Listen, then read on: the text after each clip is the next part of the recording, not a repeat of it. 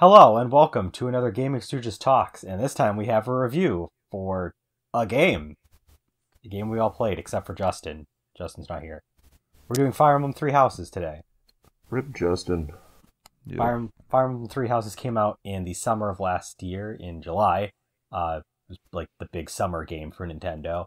The big summer game for all games. Yeah, pretty much. Fire Emblem, if you don't know, is a strategy RPG series where you get a bunch of different characters, different skills, and you have to go on these little, on these different maps, and you have to kill other units. Basically, it's like every other SRPG, but it has its own differences. We'll get into but God damn it, I just lost my place. There does change a lot of things that the Fire Emblem series has done for a long time. If anyone who's played Fire Emblem, usually there's like a level cap for characters, and then they have to reclass and start at level 1 again, and then they go over and do that. That's not here this time, so it does change up the formula quite a bit. There's also new to this game is battalions, which are these little groups of like subunits that are just kind of like lumped together that get assigned to different characters.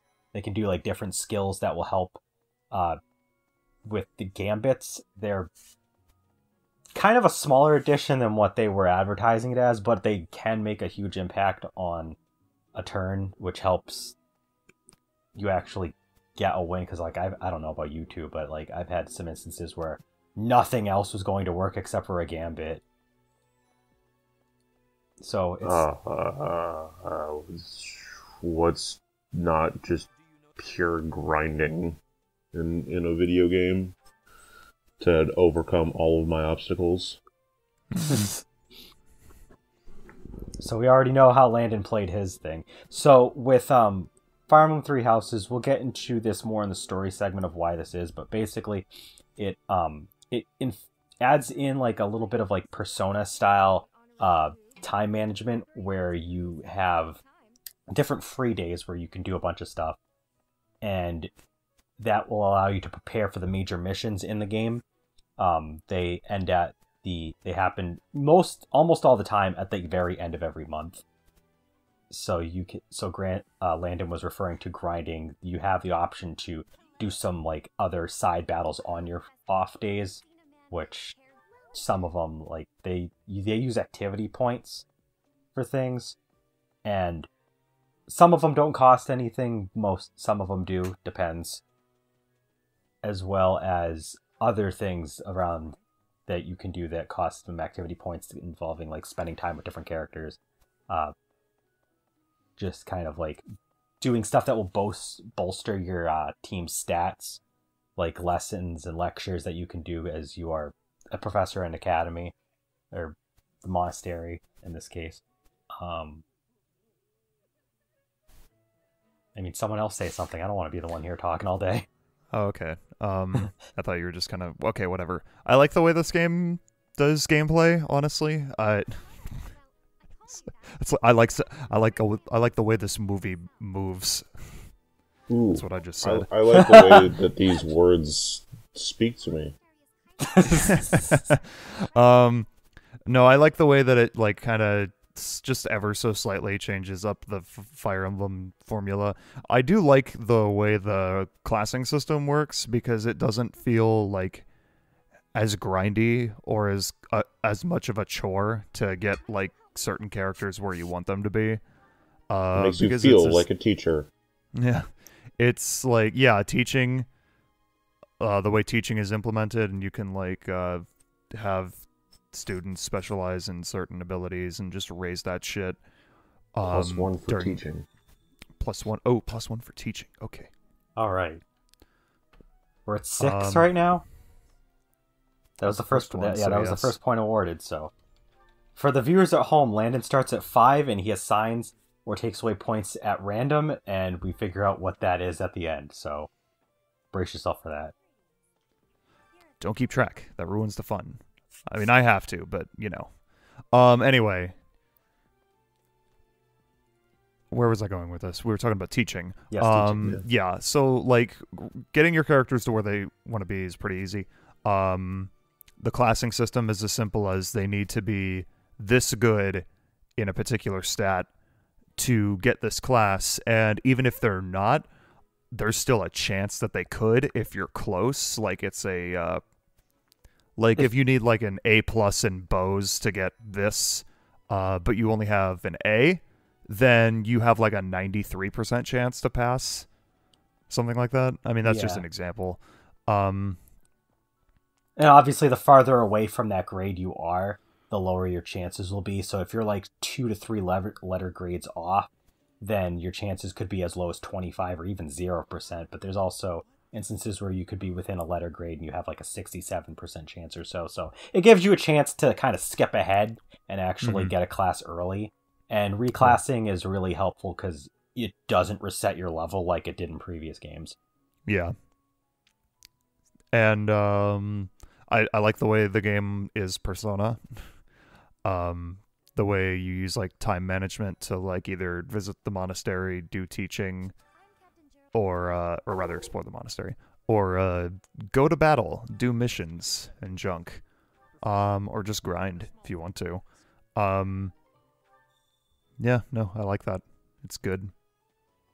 You can do such small menial things as do some gardening, fish, employ someone into a tournament. Just a bunch of neat little things you can do. And just talk to people too. You could eat. You can eat. Yes, eating is like a big part of what you'll do. In fact, it is a very important thing for helping get your characters up for a little bit. Because eating ties into characters' motivation, and the more motivation a character has, the more you can teach them. And it's a good system. I like it. Landon, me. How do you feel about the gameplay? I feel dead inside. Okay, but how do you feel about the gameplay? Oh, I mean, it's just a grid-based tactics game where I poke things. But does it do it well? Oh. Sure. I guess so. Yeah, I mean, +0 for gameplay. No point change. No point change there. Jesus, why would you even bring this up?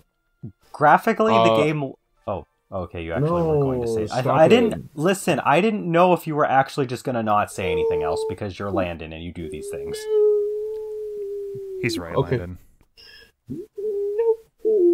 Shut up. Say your piece. No. There's no weapon triangle anymore. They ate it. That's right. And I give it back to me, but you don't have to. I don't really care. Me neither. I literally gave 0 shits when there was no weapon triangle in this game. I was like, okay. I don't. Doesn't matter.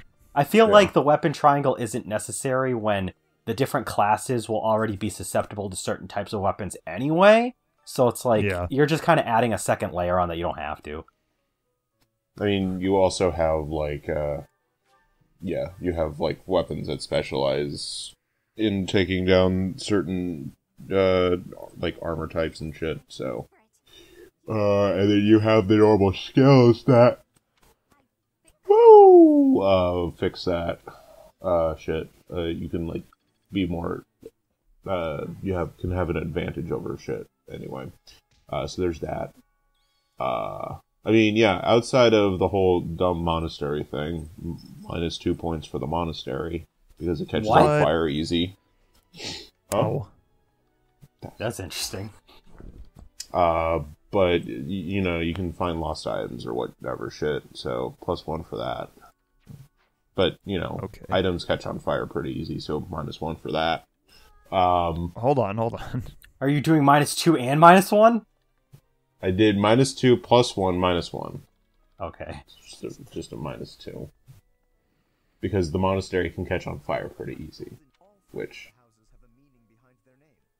Yeah, it can. Prove me wrong. So yeah, graphically the game is, in my opinion, pretty good looking. I think, I don't remember if it has like a dynamic resolution, but it is supposed to be at Probably does, because most first-party Nintendo games tend to have a dynamic resolution. Actually, hold on. I have a bookmark for this where it's like going to Google it. Yes, I have a bookmark where it says a bunch of major games in there, how well they run. But I know it's 30 FPS, which is fine because it's like pretty much locked. You don't really have to worry about like frame drops most of the time with this game. It's also a grid-based tactics game. Yeah, so it's... What are you staring at? Yeah, it is pretty smooth. It does not say on the website, actually. God damn it. Do you guys remember what the resolution was supposed to be? I think it was 2. 2. But anyway, it looks pretty good. I like the art style. It's like kind of cel shaded, I guess. I think. Sure. The textures for the like the backgrounds and the terrain in different areas is not like the best. Like it looks all right. Like it looks better than some games, but it also isn't like jaw dropping. It gets the job done, but the character models do look really good. Like I really like the character models and how they handled those. So that's a plus for me, although I don't keep track of score and I don't do scoring. But I just figured I'd mention that. Jack, how do you feel about the graphics? It looks fine. Gameplay? We already talked about the gameplay. We're talking about the graphics. There's no graphics on this list. There's only gameplay. Oh, whoops. Well, that's under presentation. Well, then we skip characters. Yeah, well, whatever. We'll do that before story. I was gonna say, I think that we can, yeah. This game looks okay. It's not amazing. It's like I do like the character models. Character models are good, but in terms of like textures, it's not great. I mean, like it's not bad to a point where I'm like, you know, this is an ugly game, but it's not. It looks fine enough. It's not. Whoa. It just doesn't like. Jack called this game an ugly game. I said the opposite of that. I said that it was not an ugly game. Cut your voice out of context, then you said it's an ugly game. I think that we'll just talk about the presentation overall, starting with the graphics and then getting the sound, and then we'll go with the characters next, just because I think it fits a little bit more. But guys, yes. The music. Yeah, but tell us about the gameplay. Not the gameplay. God damn it! Talk about how you feel. Music. Talk about how you feel about the graphics first, and then we'll get into the music. I don't wanna. I want to talk about music now. We're talking about music now. All right, sure. I'm steamrolling this. I guess you can go ahead and start talking about music. God damn it, Landon. Guys, the music. Okay, what about it? It's really good. I gave it a +3. That's do I have to explain anything? It's good. It's fun. It's catchy. It is good. I played this game for over 100 hours. Every tune is embedded in my skull brain. The battle theme is fun. The music is pretty good. I will admit that. Yeah. I like the voice acting. The voice acting is really good. They voiced acts in this. The stills for each passing month, and then they go into like in depth about what the month means for the world, because they tried some world building finally for Fire Emblem. How they like go in between and like they have like this little narration thing. Yeah, yeah, so those are really nice. Go into that. It's nice. The voice acting for the narrator is also really good. Kind of like makes you feel like you're part of a storybook. +1 for your dad. Yeah. Dad? Jack, how did you basically already said what you felt like with the sound? Music's good. I like it. Okay. Voice acting is good. The English voice acting specifically, which is good because there are some characters in the Japanese dub that have really annoying voices. Oh, you actually know about the voice acting for the Japanese version for this game? I watched a Bernadetta support with Hubert, her C support, I think. She would not stop screaming. Oh, It was Whoa, obnoxious. That's Bernie for you. I was gonna say. I mean, she sounds. but like it was like annoying. I was gonna say she sounds so much better in the English version than based on what you're saying. Yeah. But no, yeah. It's just one cutscene. I just wanted to. The English is good. Okay. Since we're mentioning Bernadetta and some other characters, let's get into the characters then. Talk about them. So there's 3 different sets of major characters that you'll be. Get it? 3 houses. Ha ha ha. Yeah. Wait, that's why they call it that? So What? So there's these people that work around the monastery, and then there's also the specific sets of characters that will be your allies for the bulk of the game.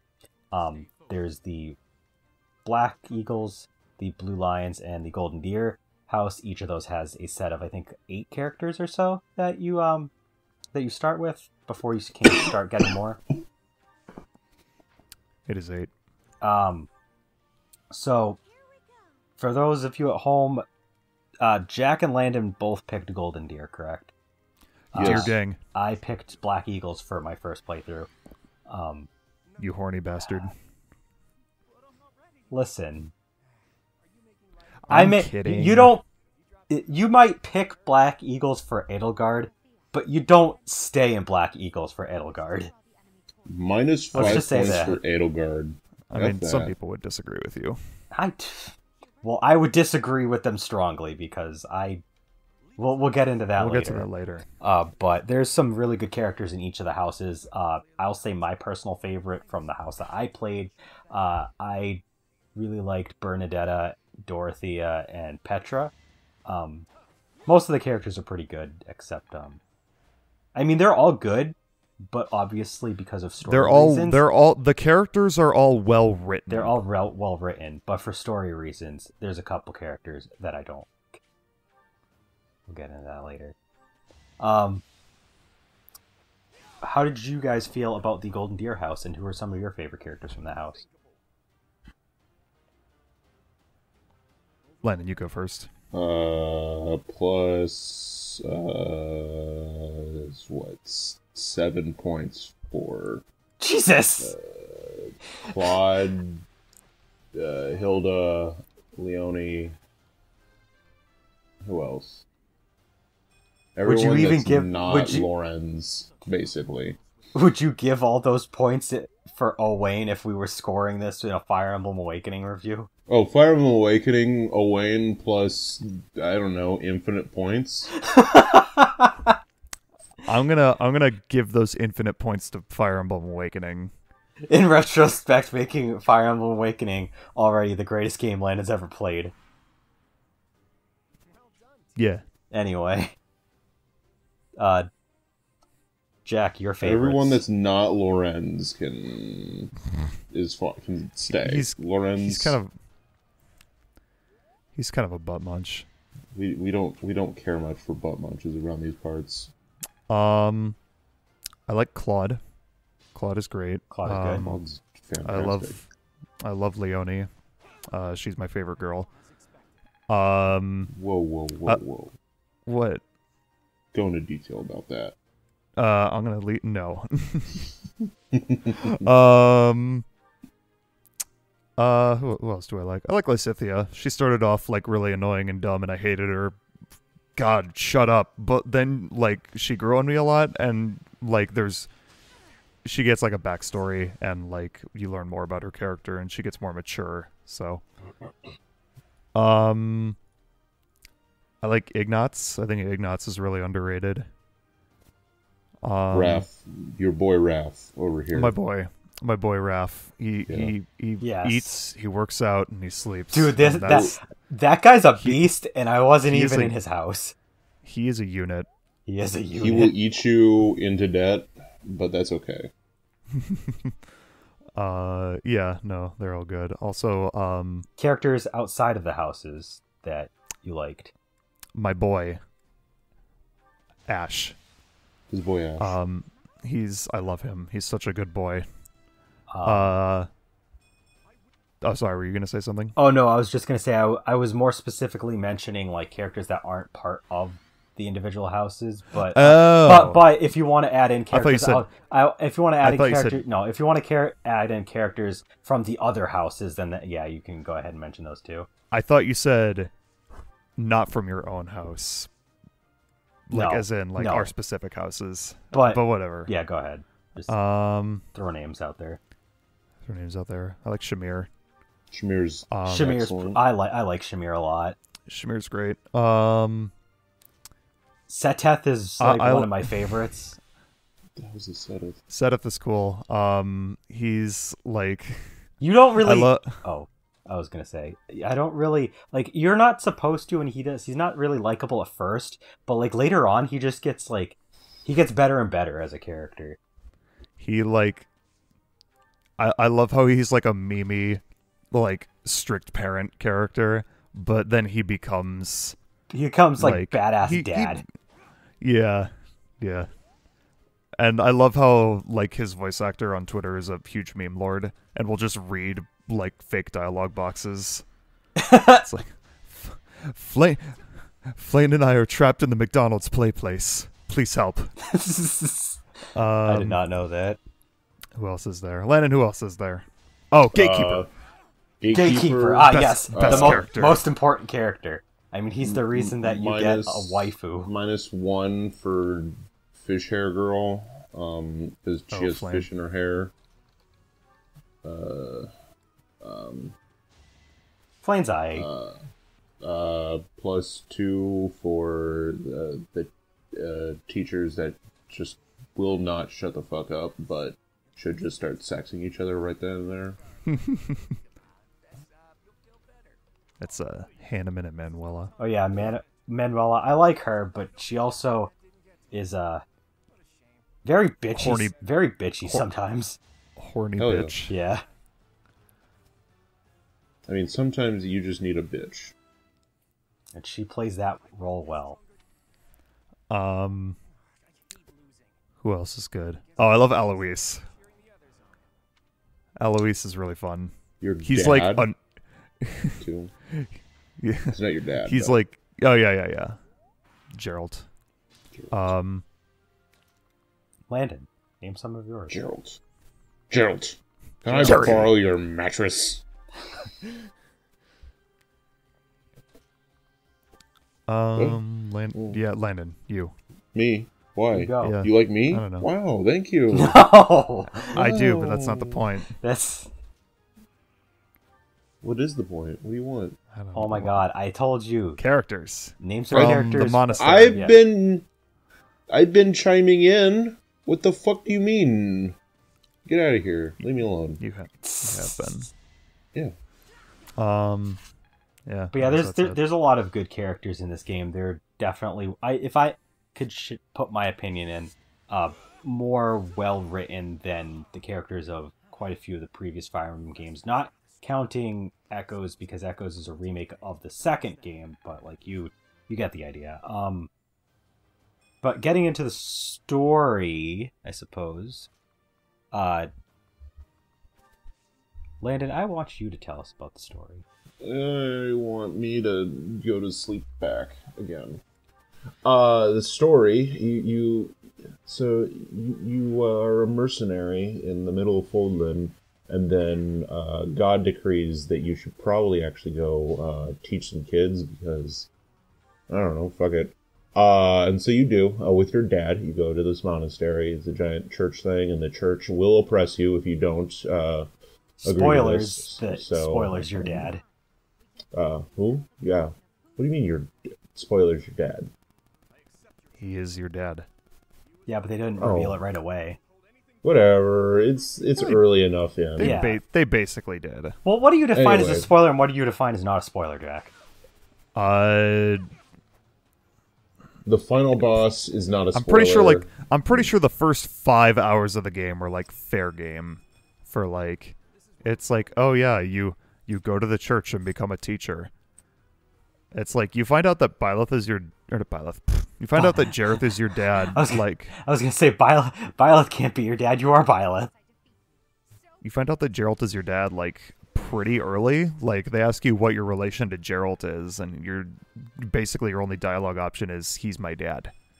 He's my daddy. Um, But your mother is a spoiler, so spoiler. There's that. Anyway, so you get to decide which route you want to take pretty early. They're like, hey, what house do you want to teach? And you go, oh no, these are all bitches and hoes. I don't want to deal with this. And then you audibly say, -1 for all these houses. And it doesn't make sense to anyone. But you said it anyway out there in the world. Quiet question. What? -1 for each house, or No, -1 for all of them houses. at the same time? That's what Mila said. Okay. Yeah. I just want to make sure. Because, you know, you have to choose, and you're like, I don't want to choose. But they make you to choose anyway. Anyway, where was I? And then you sort of, you pick your house, and then you're stuck there forever. And then you go down that story route, time passes, and then, oops, time skip. And then it's the end of the game. And that's the broadest overview of the story that they're going to let me do before they want to start going into spoilers. Thank you for coming to my TED Talk. Okay.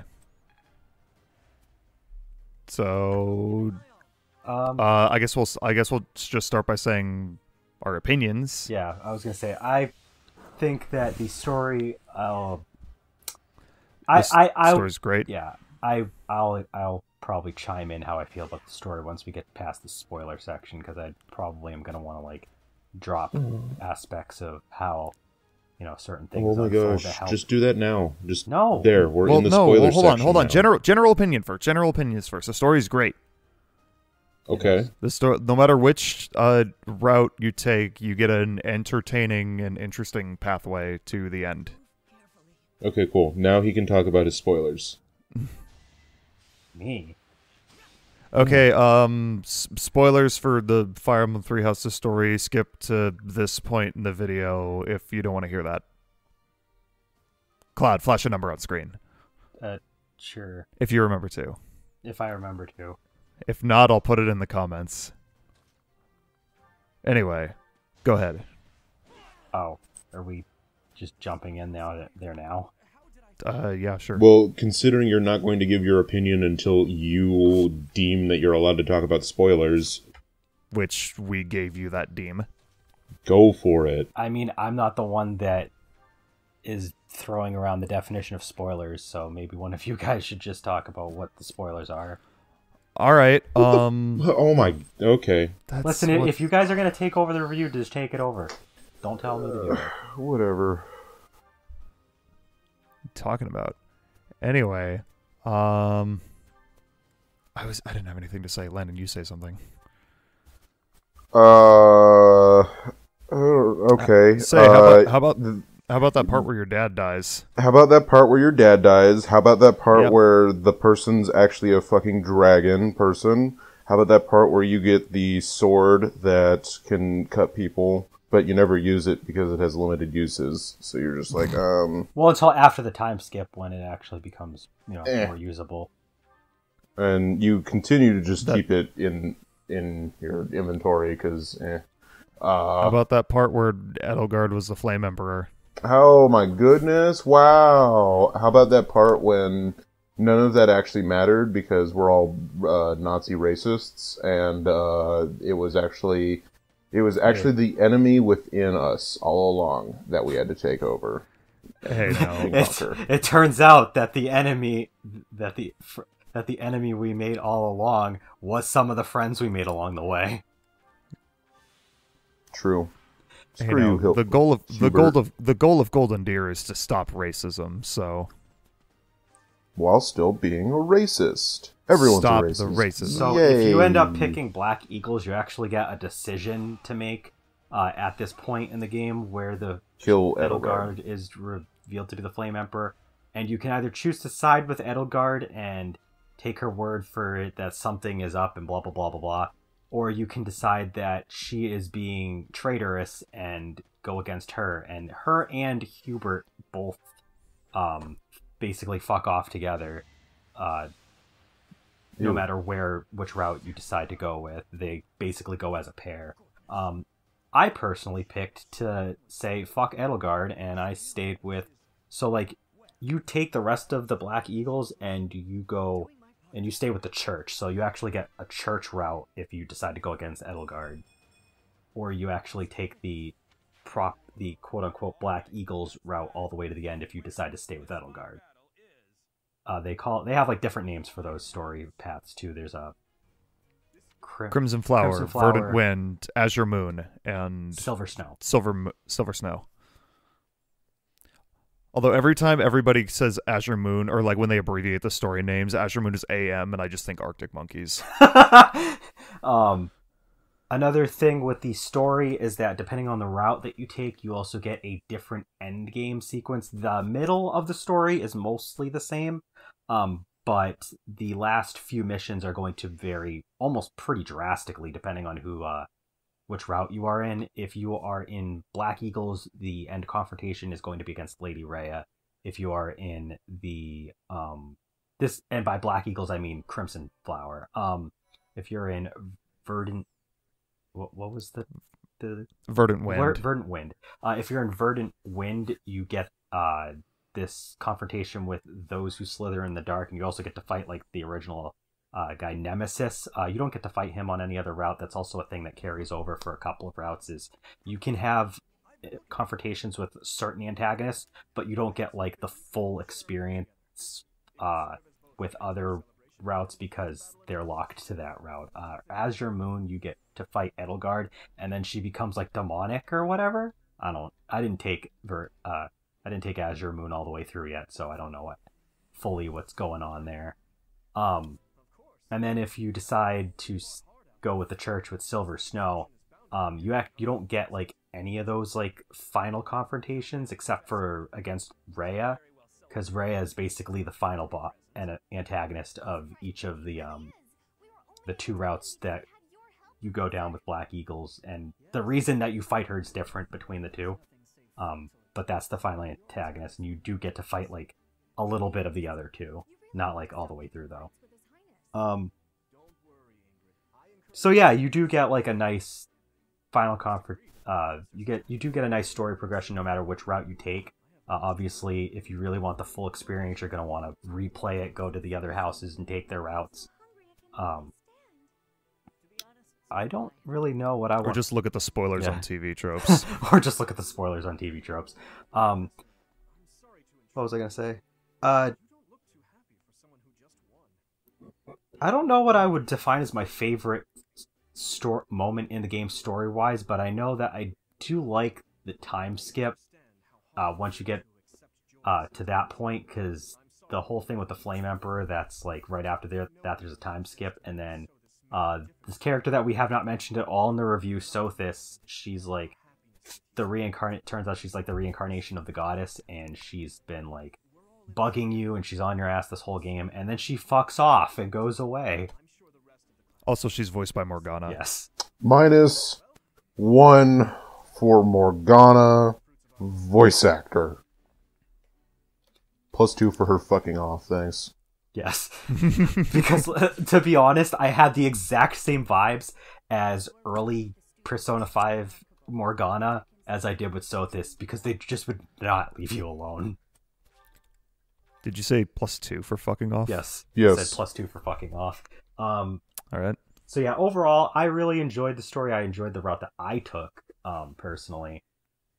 I like that I think the game does it more this game does it more effectively than Fates does with the whole route splitting. And I think overall the fact that it's still, despite the fact that you take different routes, it still feels like a kind of fairly cohesive story regardless, is really nice. And I like being able to see what's going on with the characters after the time skip, because there's some really crazy shit that happens after the time skip, like with especially in regards to like between Dimitri and Edelgard and stuff like that. But I pretty much said everything I want to about the story. If someone else would like to chime in. Remember that part where you became a dragon? Neither do I. That's a different game, Landon. That's why I don't remember it for this review. Yeah. Okay. I was gonna say a different character became a dragon this time. I'm glad it didn't happen. I wish. And you know what happened to that character? We kill them. No. Not necessarily. I found her trapped in a fortress or palace or whatever. And I was like, hey, go back to the monastery and make me a sandwich. If you're on... It's an off day. If you were on the route that I was on, you kill her. -1... Or, no, not -1. Minus 200 billion points for Cloud's false route, not Golden Deer. Wow. 200 billion. I knew going into this review that I was going to get picked on again for my choice of route. Good. But, you know, Golden Deer exists, so plus 200 billion. So it goes right back up. Jack, did you want to add anything? I liked the route that I took. I feel like I missed out a little bit because Golden Deer is like the most on its own, pretty much, between the three of them. Yeah. And there's like a lot of shit between Dimitri and Edelgard that you don't know about. And like, what the fuck is Flane's deal? Is she actually Seth's daughter, like he says in that one paralogue? Or is she like 1,000 years old because she doesn't age at all between... Or are they both 1,000 years old? Probably that. I mean, they yeah, I figured so, as much. Yeah, so like that's one of the reasons why Seteth is able to turn on Lady Rhea, because despite the fact that they've all known each other for so long, if like he's been with the church for that long, so like he's gonna do what's best for them because he's been living for that long. Flame's been the same way. I think fuck, there's something else I honestly don't remember what I was gonna say. Keep going though.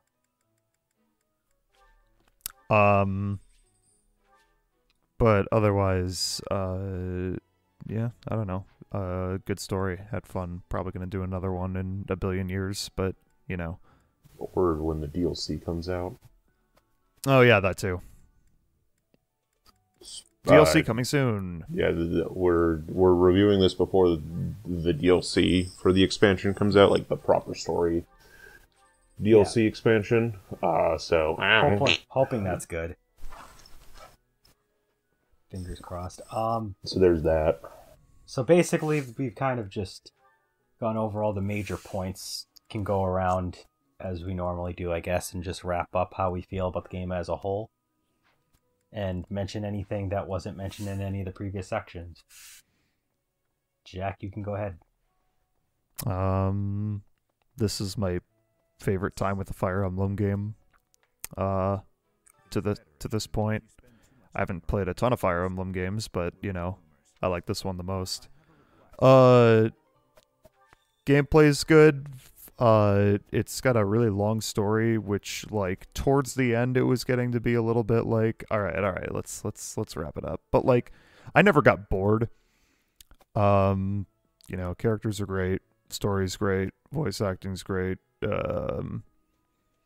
Yeah, I feel like the difficulty is like kind of fair, which, you know, I'm not trying. I don't want to say that it's hard because it's not, but like I never felt hard at least. But like, you know, it's a pretty like fair, good difficulty. I don't know. Purists might say it's easy, but who knows? Yeah, I know one of my friends who's played like pretty much all the Fire Emblem games said that it was on the easier side. This game's for babies. This game's for babies. Yeah, I don't think I don't have much else. It's fun, good, enjoyable. I played and beat it like, I don't know how many hours I had. I want to say almost 90. No, not quite 90. It was over 80 at least hours. And, 2,000 hours. Yeah. I did that in like a few weeks, so I basically played a shit ton of it for a very brief period of time, like when I first played Persona 5. So yeah, that just goes to show that it's a good game if I just can't put it down. So me personally, I pretty much I'm just gonna say most of what I said in the review. I enjoy the aspect of having free time you can spend at the monastery and having the choice of doing different activities, as well as being able to use some of the activities to actually increase your professor rank, which can then make you able to do more activities. The in-battle gameplay is good, some of the best that the series has had from what I have been able to play. We mentioned earlier, the weapon triangle being gone, don't really miss it. The reclassing system is better in my opinion. Some of the other little additions like battalions and stuff like that are pretty alright. The only problem I had is that it takes a little getting used to finding where to go for certain things, like but you do also get access to like a quick warp for most of the areas in the monastery, but it can be a little confusing at first. It's like figuring out where to go to do certain things. Like it took me a little bit of time to figure out exactly where I could like reclass my characters.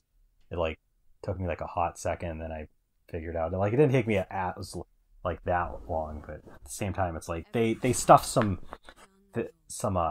features that you want to access in some weird places in the user interface. But that's the only major complaint I have with the game. Like when everything else is really good, like the story, the characters, the gameplay, overall, the free form aspect of having a lot of options for what you want to do and where you want to take your characters, which has been something that Fire Emblem's been good at, but is like really, really good at here. It's really, really fun, and it's easy to sink dozens of hours into this game, as all three of us have. These two more so than me, but I'll be getting there at some point. So yeah. What can I say about this game? What can you say about this game? No, seriously. Yeah. What can I say about this game? Well, Any more final additions or you've- subtractions from the score before you give your final thoughts? Fuck it. Let's. What do I got right now?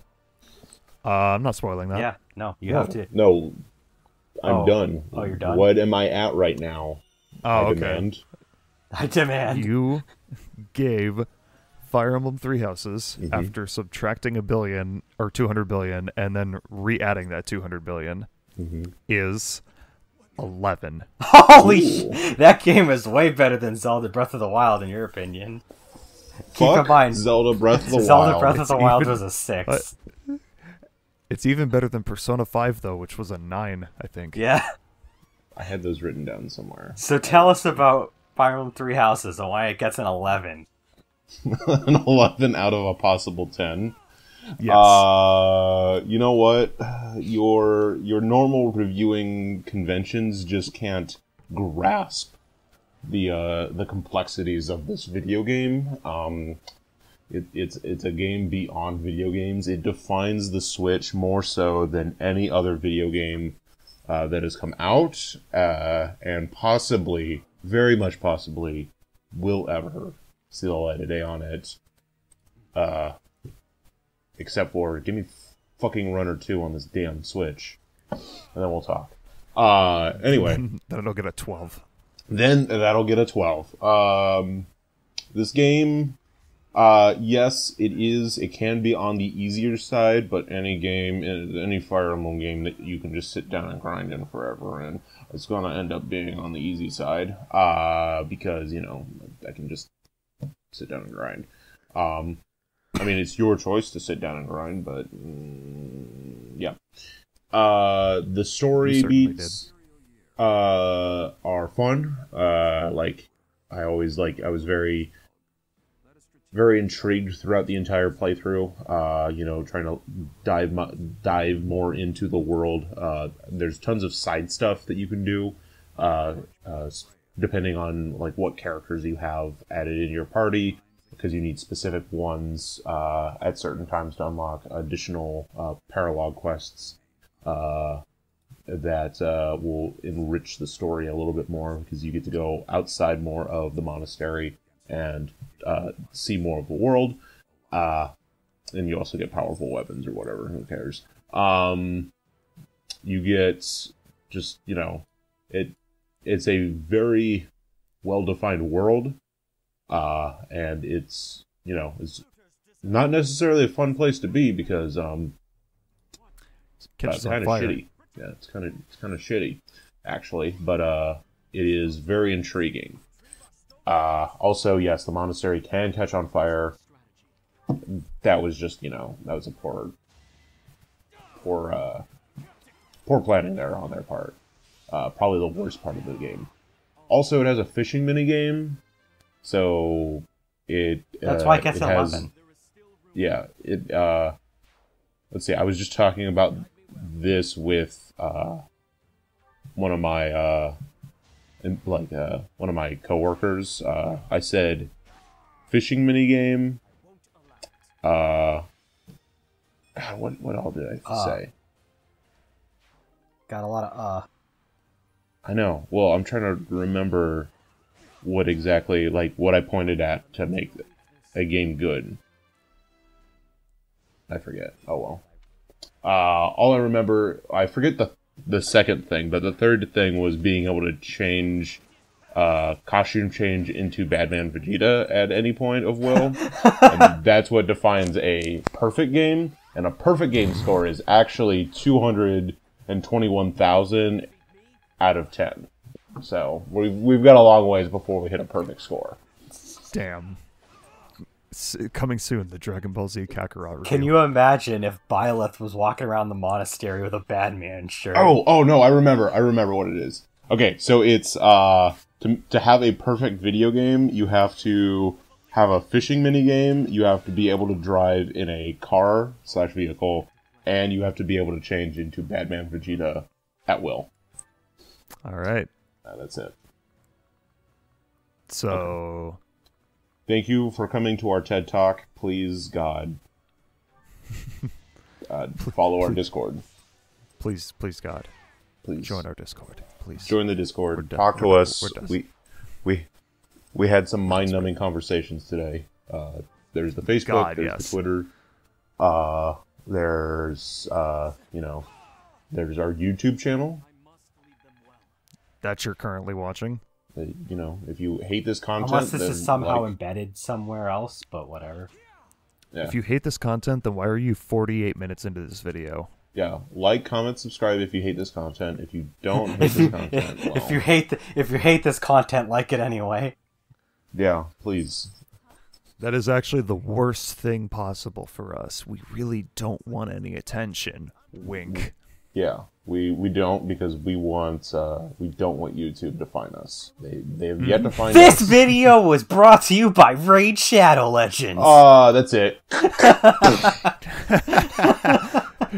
Did you kill him or yourself? I killed the channel, so myself. Oh, okay. Oh, God. Anyway, thank you for watching. Please check out all of our social media. We have some more big videos coming up in the near future. Somehow we've still got a packed early year schedule with all these weird one-offs. But thank you for watching.